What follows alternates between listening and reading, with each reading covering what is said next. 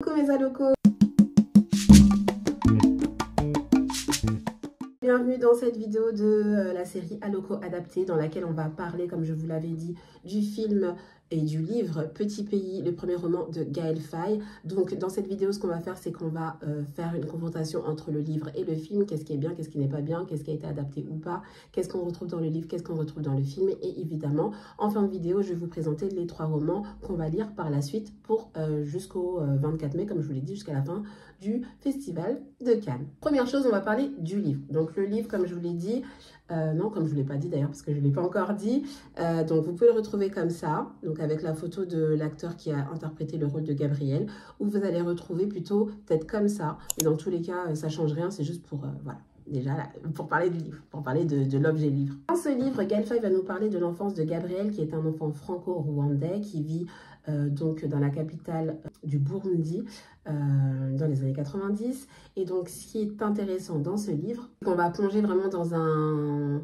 comment je vais dire ça, dans un voyage intime, où vous allez avoir vraiment de l'introspection sur les sentiments de Gabriel, comment il a vécu son enfance, comment il a vécu l'exil, le questionnement d'enfant, la complexité, tout ça. Par exemple, moi, il y a une scène qui m'a particulièrement fait rire. C'est la scène où, en fait, ses parents se sont séparés et un été, il s'est retrouvé chez sa grand-mère qui s'est rendu compte qu'en fait, il n'était pas circoncis. Et donc, en fait, il était en train d'expliquer à ses camarades qu'il avait retrouvés comment se passait la vie au village, comment ils prenaient leur douche et tout, et comment, du coup, il avait été circoncis, comment il était après dans une longue robe blanche. Ça m'a fait rire, ça m'a fait sourire, parce qu'en fait, c'est des choses qu'on peut retrouver autrement que dans ce livre-là. Je l'ai déjà entendu dans des séries africaines, par exemple, que j'ai pu commenter sur mon autre chaîne, Aurore Chit Chat. Et donc, voilà, ça m'a fait assez sourire.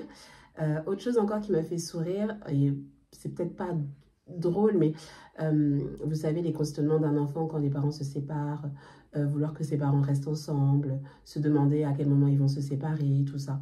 Ou encore la question qu'on pose, la question qu'un enfant de son âge pose concernant la différence qu'il y aurait entre les Hutus et les Tutsis, son père qui essaye de expliquer ce que c'est. Ben voilà, il y a plein de petites choses comme ça qui sont bien dans le livre et qui sont super bien expliquées avec beaucoup de détails. Vous allez voir aussi, comme je l'ai dit, donc Hutu Tutsi, vous allez voir la montée en puissance de tout ce qui a déclenché le génocide. Et voilà. Et d'ailleurs, donc dans cette vidéo-là, je ne vais pas vraiment en parler parce que je ne suis pas du tout spécialiste de ça. Je vous conseille d'aller écouter un podcast que je vais vous mettre ici. Je vais vous mettre le visuel ici et je vais vous mettre toutes les informations en barre d'infos comme ça. 2 podcasts d'ailleurs.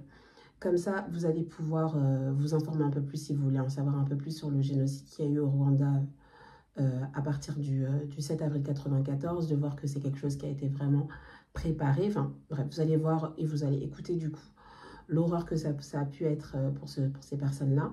Et j'ai envie de dire, comme par hasard, mais pour moi le hasard n'existe pas, cette semaine, je suis tombée sur une notification du podcast We Hustle. Je voulais partager en story d'ailleurs, pour ceux qui me suivent sur Instagram.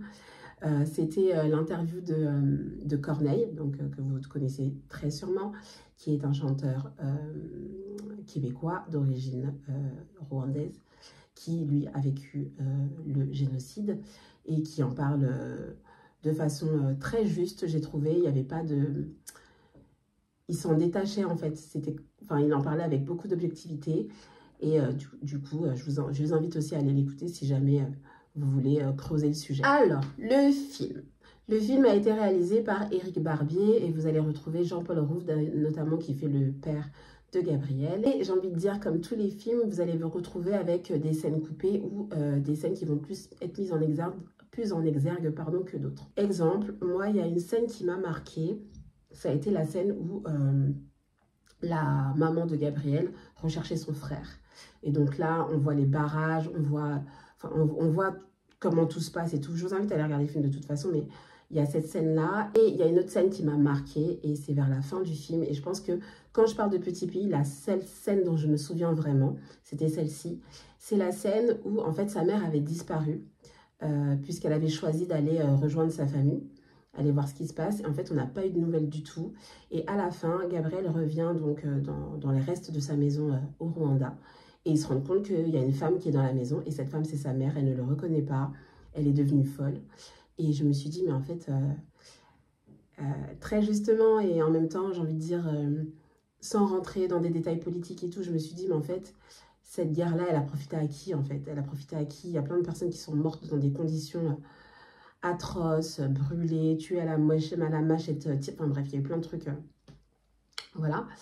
Et cette femme-là, elle s'est retrouvée au milieu de tout ça, et elle est juste devenue folle, en fait. Et en fait, je me suis dit, mais un traumatisme, là, on le montre, ça, c'est l'histoire que Gaël Faye nous raconte, mais je veux dire, il y a eu tellement de récits, il y a eu tellement d'histoires, et je pense qu'il y a plein de personnes peut-être qui soit connaissent l'histoire, soit ont vécu ça, ou soit on connaisse des gens qui ont vécu ça. C'est juste atroce en fait. Et cette scène-là, c'est la scène qui a retenu mon attention quand je pense au film. Et donc, pour revenir au film, on se rend compte que vous avez des scènes qui sont raccourcies, vous en avez d'autres qui sont modifiées. Mais ça, j'ai envie de vous dire, c'est tout le travail de l'adaptation. Mais moi, je trouve que quand même, le film est bien fait. Parce que on reste quand même assez collé au livre. Même si c'est normal, hein, de toute façon, un livre pour 1h30, voire 1h45, voire plus, on va dire 2 heures peut-être de film, on ne peut pas faire quelque chose on ne peut pas tout prendre. Donc, si on s'attache sur certaines parties, c'est normal. Donc, qu'est-ce que ça change pour nous? J'ai envie de vous dire. Là, celui-là, c'est bien beau. On a parlé de tout ça, mais il faut bien que je vous dise ce que ça change. Donc, si vous aimez avoir des détails, si vous aimez entrer dans la tête d'un personnage, si vous aimez l'introspection, bah, il faut lire le livre, ça c'est sûr.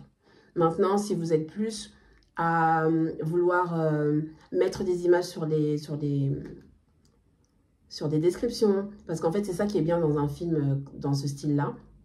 Moi, par exemple, qui suis française d'origine ivoirienne, qui n'ai jamais mis mes pieds au Rwanda et qui a envie de s'imaginer comment c'était, enfin au Burundi d'abord et au Rwanda par la suite, bah, ça nous permet de découvrir une partie de l'Afrique que je ne connais pas, surtout que je ne suis pas du tout originaire d'Afrique centrale, moi. Donc, c'est vraiment une partie de l'Afrique qui est belle, qui beaucoup on va dire, beaucoup de verdure, voilà.